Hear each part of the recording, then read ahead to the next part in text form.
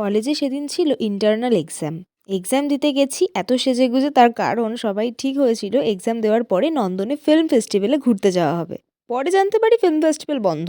তারপর দেখতে পাই পরীক্ষার শেষে একটা কেক নিয়ে এরা সবাই হাজির।